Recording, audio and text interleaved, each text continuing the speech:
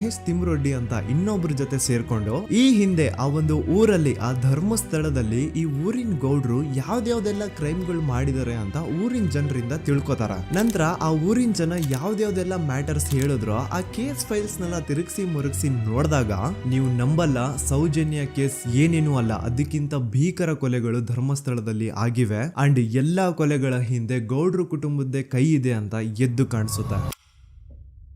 1977 ವೇದಾವಲ್ಲಿ case. Dharmasthala ಹತ್ತಿರ SDM primary and high school ಅಂತ ಒಂದು ಸ್ಕೂಲ್ ಇರುತ್ತೆ. ಅಂಡ್ ಈ ಒಂದು ಪ್ರೈವೇಟ್ ಸ್ಕೂಲ್ ಬೇರೆ ಯಾರ್ದು ಅಲ್ಲ, ಆ ಗೌಡ್ರು ಕುಟುಂಬದ್ದೇ. ಈ ಸ್ಕೂಲ್ ಅಲ್ಲಿ 1977 ಅಲ್ಲಿ ವೇದಾವಲ್ಲಿ ಅಂತ ಒಬ್ರು ಟೀಚರ್ ವರ್ಕ್ ಮಾಡ್ತಿರ್ತಾರ. ವೇದಾವಲ್ಲಿ ಆ ಟೀಚರ್ ಜಾಬ್ಗೆ ತುಂಬಾನೇ ಓವರ್ ಕ್ವಾಲಿಫೈಡ್. ಅವರ ಕ್ವಾಲಿಫಿಕೇಶನ್ಸ್ ನ ಗಮನದಲ್ಲಿ ಇಟ್ಕೊಂಡ್ರೆ ಅವ್ರಿಗೆ HM ಅಥವಾ ಪ್ರಿನ್ಸಿಪಲ್ ನ ಪೋಸ್ಟ್ ಸಿಗ್ಬೇಕು. ಆದ್ರೂ ಸಹ ವೇದಾವಲ್ಲಿ ಆಸ್ ಎ ಟೀಚರ್ ಆಗಿನೇ ಕೆಲಸ ಮಾಡ್ಕೊಂಡು ಹೋಗ್ತಿರ್ತಾರ.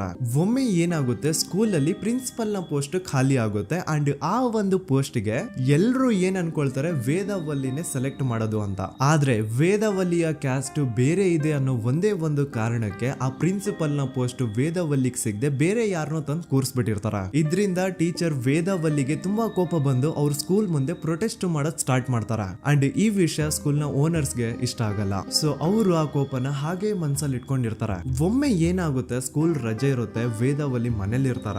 ಅಂಡ್ ಅವ್ರ ಹಸ್ಬೆಂಡ್ ಡಾಕ್ಟರ್ ಅರಳೆ ಅವ್ರಿಗೆ ಯಾವ್ದೋ ಬೇರೆ ಊರಲ್ಲಿ ಒಂದು ಕಾಲೇಜ್ ಅಲ್ಲಿ ಸೆಮಿನಾರ್ ಏನೋ ಇರುತ್ತೆ. ಸೊ ಅವರು ಅಲ್ಲಿಗೆ ಹೋಗಿರ್ತಾರೆ. ಈಗ ಮನೇಲಿ ಇರೋದು ವೇದಾವಲ್ಲಿ ಒಂದೇ. ಇದೇ ಒಂದು ಅವಕಾಶನ ನೋಡ್ಕೊಂಡು ಯಾರೋ ವೇದಾವಲ್ಲಿ ಅವ್ರ ಮನೆಗೆ ನುಗ್ಗಿ ವೇದಾವಲ್ಲಿಗೆ ಹೊಡೆದು ನಂತರ ಅವ್ರನ್ನ ಜೀವಂತವಾಗಿ ಸುಟ್ಬಿಡ್ತಾರ. ಸ್ವಲ್ಪ ಹೊತ್ತು ನಂತರ ರಾತ್ರಿ ಆಗ್ತಿದ್ದಂಗೆ ಡಾಕ್ಟರ್ ಅರಳೆ ಅವರು ಮನೆಗೆ ವಾಪಸ್ ಬರ್ತಾರೆ. ಅಂಡ್ ಮನೆ ಒಳಗಡೆ ಬಂದ್ ನೋಡಿದ್ರೆ ವೇದಾವಲ್ಲಿ ಅವರು ಸತ್ ಹೋಗಿ ಅವರ ಬಾಡಿ ಸುಟ್ ಹೋಗಿ ನೆಲದ ಮೇಲೆ ಬಿದ್ದಿದೆ. ಹೆಂಡತಿನ ಕಳ್ಕೊಂಡಿರುವಂತಹ ದುಃಖನ ಸೈಡ್ಗೆ ಇಟ್ಟು ಡಾಕ್ಟರ್ ಅರಳೆ ಅವರು ಮೊದ್ಲು ಪೊಲೀಸ್ ಸ್ಟೇಷನ್ಗೆ ಹೋಗ್ಬಿಟ್ಟು ನಮ್ ಮನೆಗೆ ನಾನು ಇಲ್ದೇ ಇರುವಂತಹ ಸಮಯನ ನೋಡ್ಕೊಂಡು ಯಾರೋ ಮನೆ ಒಳಗಡೆ ನುಗ್ಗಿ ನನ್ನ ಹೆಂಡತಿನ ಹೊಡೆದು ನಂತರ ಅವಳನ್ನ ತುಂಬಾ ಭೀಕರವಾಗಿ ಸಾಯಿಸಿದ್ದಾರೆ ಅಂತ ಪೊಲೀಸ್ ಅವ್ರಿಗೆ ರಿಪೋರ್ಟ್ ಕೊಡಕ್ ಹೋದ್ರೆ ಅಲ್ಲಿ ಪೊಲೀಸ್ ಅವರು ಉಲ್ಟಾ ಡಾಕ್ಟರ್ ಅರಳೆ ಮೇಲೆನೆ FIR ಬರ್ದು ನೀನೇ ನಿನ್ ಹೆಂಡತಿನ ಸಾಯಿಸಿದ್ಯಾ, ನಾಟಕ ಮಾಡಬೇಡ ಅಂತ ಅವ್ರನ್ನೇ ಅರೆಸ್ಟ್ ಮಾಡ್ಬಿಡ್ತಾರ. ನಂತರ 2-3 ವರ್ಷ ಜೈಲಲ್ಲೇ ಇದ್ದು ಡಾಕ್ಟರ್ ಅರಳೆ ಅವರು ತಮ್ಮ ಫ್ರೆಂಡ್ಸ್ ಅಂಡ್ ಫ್ಯಾಮಿಲಿ ಮೂಲಕ ಎವಿಡೆನ್ಸ್ ನೆಲ್ಲ ಕಲೆಕ್ಟ್ ಮಾಡಿಸಿ ತಾನ ಕೊಲೆನ ಮಾಡಿಲ್ಲ, ತನ್ನ ಹೆಂಡತಿನ ಸಾಯಿಸಿಲ್ಲ ಅಂತ ಕೋರ್ಟ್ ಅಲ್ಲಿ ಪ್ರೂವ್ ಮಾಡ್ಕೊಂಡು ಜೈಲಿಂದ ರಿಲೀಸ್ ಆಗ್ತಾರ. ಸೊ ಈಗ ಡಾಕ್ಟರ್ ಅರಳೆ ಅವರು ಈ ಒಂದು ಕ್ರೈಮ್ ನ ಮಾಡಿಲ್ಲ ಅಂತಂದ್ರೆ ವೇದಾವಲ್ಲಿನ ಅಷ್ಟು ಭೀಕರವಾಗಿ ಸಾಯಿಸಿದವ್ರು ಯಾರು, ಈ ವಿಷಯ ಇವತ್ತಿನವರೆಗೂ ಗೊತ್ತಾಗಿಲ್ಲ. 1986 ಅಲ್ಲಿ ನಡೆದಂತಹ ಪದ್ಮಲತಾ ಕೇಸ್. ಪದ್ಮಲತಾ ಅವ್ರ ತಂದೆ ಕಮ್ಯುನಿಸ್ಟ್ ಪಾರ್ಟಿನ ಲೀಡರ್ ಇರ್ತಾರೆ. ಅವ್ರ ರಿಯಲ್ ನೇಮ್ ಏನು ಅಂತ ನಮಗ್ ಗೊತ್ತಾಗಿಲ್ಲ, ಬಟ್ ಈ ವಿಡಿಯೋದಲ್ಲಿ ಅವ್ರ ಹೆಸರು ಲಕ್ಷ್ಮಣ್ ಅಂತ ಅನ್ಕೊಳ್ಳಿ. ಸೊ ಕಮ್ಯುನಿಸ್ಟ್ ಪಾರ್ಟಿನ ಲೀಡರ್ ಇರುವಂತಹ ಲಕ್ಷ್ಮಣ್ ಅವ್ರಿಗೆ ಊರಲ್ಲಿ ತುಂಬಾನೇ ಸಪೋರ್ಟ್ ಇರುತ್ತೆ. ಊರಿನ ಜನರ ಫೇವ್ರೇಟ್ ಇರ್ತಾರೆ ಇವರು. ಅಂಡ್ ಅದೇ ವರ್ಷ ಅಂದ್ರೆ 1986 ಅಲ್ಲಿ ಪಂಚಾಯತ್ ಎಲೆಕ್ಷನ್ ಬೇರೆ ಇರುತ್ತೆ. ಅಂಡ್ ಎಲ್ರಿಗೂ ಗೊತ್ತಿತ್ತು ಲಕ್ಷ್ಮಣೆ ಗೆಲ್ಲೋದು ಅಂತ. ಆ ಪಂಚಾಯತ್ ಎಲೆಕ್ಷನ್ ಅಲ್ಲಿ ಲಕ್ಷ್ಮಣ್ ಆಪೋಸಿಟ್ ಗೌಡ್ರಿಗೆ ತುಂಬಾ ಬೇಕಾಗಿರೋರು ಒಬ್ರು ನಿಂತಿರ್ತಾರ. ಅಂಡ್ ಅವ್ರಿಗೂ ಗೊತ್ತಿತ್ತು ಎಲೆಕ್ಷನ್ ಏನಾದ್ರು ಆದ್ರೆ ಲಕ್ಷ್ಮಣ ಎಲೆಕ್ಷನ್ ಅಲ್ಲಿ ಗೆಲ್ಲೋದು ಅಂತ. ಸೊ ಎಲ್ಲಿ ಸೋತೋಗ್ಬಿಡ್ತೀವೋ ಅನ್ನೋ ಭಯಕ್ಕೆ ಆ ಗೌಡ್ರು ಕಡೆ ಅವ್ರು ಏನ್ ಮಾಡ್ತಾರೆ, ಲಕ್ಷ್ಮಣ್ನ ಅಪ್ರೋಚ್ ಮಾಡಿ ಮುಚ್ಕೊಂಡು ಈ ಪಂಚಾಯತ್ ಎಲೆಕ್ಷನ್ ಅಲ್ಲಿ ನಿನ್ ನಾಮಿನೇಷನ್ ನ ಕ್ಯಾನ್ಸಲ್ ಮಾಡು ಅಂತ ವಾರ್ನಿಂಗ್ ಕೊಡ್ತಾರ. ಆದ್ರೆ ಲಕ್ಷ್ಮಣ್ ಅವರು ಅಂಜದೆ ನೀವ್ ಏನ್ ಮಾಡ್ತಿರೋ ಮಾಡ್ಕೊಳ್ರಿ, ಆದ್ರೆ ನಾನ್ ಮಾತ್ರ ನಾಮಿನೇಷನ್ ನ ಕ್ಯಾನ್ಸಲ್ ಮಾಡಲ್ಲ ಅಂತ ಆ ಗೌಡ್ರು ಕುಟುಂಬನ ಎದುರು ಹಾಕೋತಾರ. ದೆನ್ ಎಂತ ಕೋಇನ್ಸಿಡೆನ್ಸ್ ನೋಡಿ, ನೆಕ್ಸ್ಟ್ ಡೇನೆ ಲಕ್ಷ್ಮಣ್ ಅವ್ರ ಮಗಳು ಪದ್ಮಲತಾ ಕಿಡ್ನಾಪ್ ಆಗ್ತಾಳ. ಸುಮಾರು 56 ದಿನ ಅವಳನ್ನ ಯಾರೋ ಕಿಡ್ನಾಪ್ ಮಾಡ್ತಾರೆ. ಅಂಡ್ ಆ 56 ದಿನ ಡೈಲಿ ಅವಳನ್ನ ಶೋಷಣೆ ಕೂಡ ಮಾಡ್ತಾರ. ನಂತರ 56 ದಿನ ಆದ್ಮೇಲೆ ಪದ್ಮಲತನ ಬಾಡಿ ನೇತ್ರಾವತಿ ನದಿಲಿ ತೇಲ್ತಾ ಸಿಗುತ್ತಾ. ಆಸ್ ಎಕ್ಸ್ಪೆಕ್ಟೆಡ್ ಈ ಕೇಸಲ್ಲೂ ಪೊಲೀಸ್ ಅವ್ರ ಕಡೆಯಿಂದ ಪ್ರಾಪರ್ ಇನ್ವೆಸ್ಟಿಗೇಷನ್ ಆಗಲ್ಲ. ಅಂಡ್ ಯಾರ್ ಪದ್ಮಲತನ ಕಿಡ್ನಾಪ್ ಮಾಡಿದ್ರು, ಯಾರು ಅವಳನ್ನ 15 ದಿನವರೆಗೂ ಶೋಷಣೆ ಮಾಡಿ ನಂತರ ಅವಳನ್ನ ಅಷ್ಟು ಭೀಕರವಾಗಿ ಸಾಯಿಸಿದ್ರು ಅಂತ ಇವತ್ತಿನ ದಿನದವರೆಗೂ ಗೊತ್ತಾಗಿಲ್ಲ. ಮತ್ತೆ ನಮಗೆ ಗೊತ್ತಾದದು 22ಕ್ಕೆ ಸ್ಕೂಲ್ ಡೇ 56 ದಿನ ಕಳೆದು ಹೊಳೆಯಲ್ಲಿ ಹೆಣ ಉಂಡು ಎಂದು ಕೇಳಿ ಪೊಲೀಸಿನವರು ಬರುವಾಗ ಬಂದು ಹೇಳುವಾಗ ನಮಗೆ ಗೊತ್ತಾದ. ಅವರು ನನ್ನನ್ನು ಕರ್ಕೊಂಡೋಗಿ ಅಲ್ಲಿ ಹೋಗಿದೆ.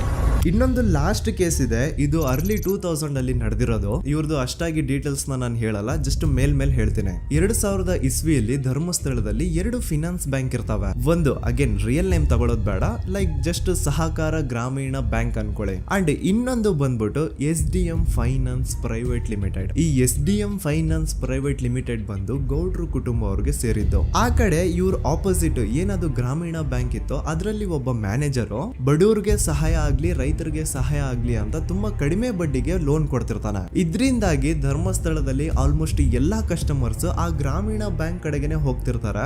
SDM ಫೈನಾನ್ಸ್ ಪ್ರೈವೇಟ್ ಲಿಮಿಟೆಡ್ ಕಡೆಗೆ ಯಾರು ಬರ್ತಿರಲ್ಲ. ಇದ್ರಿಂದ ಗೌಡ್ರಿಗೆ ಲಾಸ್ ಆಗ್ತಿರುತ್ತ. ಸೊ ಅವ್ರೇನ್ ಮಾಡ್ತಾರೆ, ಆ ಗ್ರಾಮೀಣ ಬ್ಯಾಂಕ್ ನ ಮ್ಯಾನೇಜರ್ ಏನಿದ್ನೋ ಅವನ್ಗೆ ಒಂದು ಸ್ವೀಟ್ ವಾರ್ನಿಂಗ್ ಕೊಡ್ತಾರ. ಮುಚ್ಕೊಂಡು ಇನ್ಮೇಲೆಯಿಂದ ನಿನ್ ಲೋನ್ಸ್ ಕೊಡೋದನ್ನ ನಿಲ್ಸ್ಬಿಡು. ಇನ್ ಕೇಸ್ ಲೋನ್ ಕೊಟ್ರು ನಾವ್ ಯಾವ ಇಂಟ್ರೆಸ್ಟ್ ರೇಟ್ ಗೆ ಲೋನ್ ನ ಕೊಡ್ತಾ ಇದೀವೋ ಅದೇ ರೇಟ್ ಗೆ ನೀನು ಕೊಡುವ ಅಂತ ಫೋರ್ಸ್ ಮಾಡ್ತಾರ.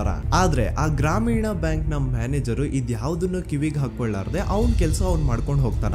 ದೆನ್ ಸಡನ್ಲಿ ಒಂದು ದಿನ ಬ್ಯಾಂಕ್ ಮ್ಯಾನೇಜರ್ ನ ಹೆಂಡತಿನ ಮನೆ ಒಳಗಡೆನೆ ನುಗ್ಗಿ ಯಾರು ಮಾಡಿ ತುಂಬಾ ಭೀಕರವಾಗಿ ಸಾಯಿಸ್ಬಿಡ್ತಾರ. ಇದ್ರ ರಿಗಾರ್ಡಿಂಗ್ ಆ ಬ್ಯಾಂಕ್ ಮ್ಯಾನೇಜರ್ ಪೊಲೀಸ್ ಸ್ಟೇಷನ್ ಅಲ್ಲಿ ಕಂಪ್ಲೇಂಟ್ ಕೊಡಕ್ ಹೋದ್ರೆ ಪೊಲೀಸ್ ಅವರು ಉಲ್ಟಾ ಆ ಬ್ಯಾಂಕ್ ಮ್ಯಾನೇಜರ್ ಹೆಸರಲ್ಲೇ FIR ಬರ್ದು ನೀನೇ ನಿನ್ ಹೆಂಡತಿನ ಸಾಯಿಸಿದ್ಯಾ ಅಂತ ಅವನ್ನೇ ಅರೆಸ್ಟ್ ಮಾಡ್ಬಿಡ್ತಾರ. ನಂತರ 1-2-3 ವರ್ಷ ಆ ಬ್ಯಾಂಕ್ ಮ್ಯಾನೇಜರ್ ಜೈಲಲ್ಲಿ ಇರ್ತಾನೆ. ಅದಾದ್ಮೇಲೆ ಅವನ ಕ್ರೈಮ್ ನ ಮಾಡಿಲ್ಲ ಅಂತ ಕೋರ್ಟ್ ಅಲ್ಲಿ ಪ್ರೂವ್ ಆಗುತ್ತೆ. ಆದ್ರೆ ರಿಯಲ್ ಕ್ರೈಮ್ ಮಾಡಿದವರು ಯಾರು ಅಂತ still it's A question mark. And ಇನ್ನೊಂದು ನಾರಾಯಣ ಅಂಡ್ ಯಮುನಾ ಕೇಸ್ ಬಗ್ಗೆ ಅಂತೂ ನಾನು ಆಗ್ಲೇ ನಿಮ್ಗೆ ಎಕ್ಸ್ಪ್ಲೇನ್ ಮಾಡಿದೆ. ಸೊ ಎಂತ ಕೋಇನ್ಸಿಡೆಂಟ್ಸ್ ಗಳು ನೋಡಿ, ಯಾರೆಲ್ಲ ಆ ಧರ್ಮಸ್ಥಳದಲ್ಲಿ ಗೌಡ್ರು ಕುಟುಂಬನ ಎದುರಾಕೊಂಡಿದಾರೋ ಅವ್ರ ಜೀವನದಲ್ಲಿ ಏನೋ ಒಂದು ತುಂಬಾ ದೊಡ್ಡ ದುರಂತ ನಡೆದು ಹೋಗುತ್ತಾ. ಅಂಡ್ ಸರ್ಪ್ರೈಸಿಂಗ್ಲಿ ಅವ್ರ ಕೇಸಲ್ಲಿ ಪೊಲೀಸ್ ಅವ್ರ ಕಡೆಯಿಂದ ಪ್ರಾಪರ್ ಇನ್ವೆಸ್ಟಿಗೇಷನ್ ಆಗಲ್ಲ. ಅಂಡ್ ಯಾರ ಕ್ರೈಮ್ ನ ಮಾಡಿದ್ರು ಅಂತ ಯಾವತ್ತೂ ಹೊರಗ್ ಬರೋದೇ ಇಲ್ಲ. ಸೊ ಈ ಗೌಡ್ರು ಕುಟುಂಬದವರು ಧರ್ಮಸ್ಥಳದಲ್ಲಿ ಬೇಜನ್ ಕರ್ಮಕಾಂಡಗಳನ್ನ ಮಾಡಿದ್ದಾರೆ. ಅಂಡ್ ಅವ್ರ ಪವರ್ ಅಂಡ್ ಅವ್ರಿಗಿರುವಂತಹ ಇನ್ಫ್ಲೂಯೆನ್ಸ್ ಇಂದ ಆ ಎಲ್ಲಾ ಕೇಸ್ ನ ಮುಚ್ಚಾಕಿದ್ದಾರೆ ಅಂತ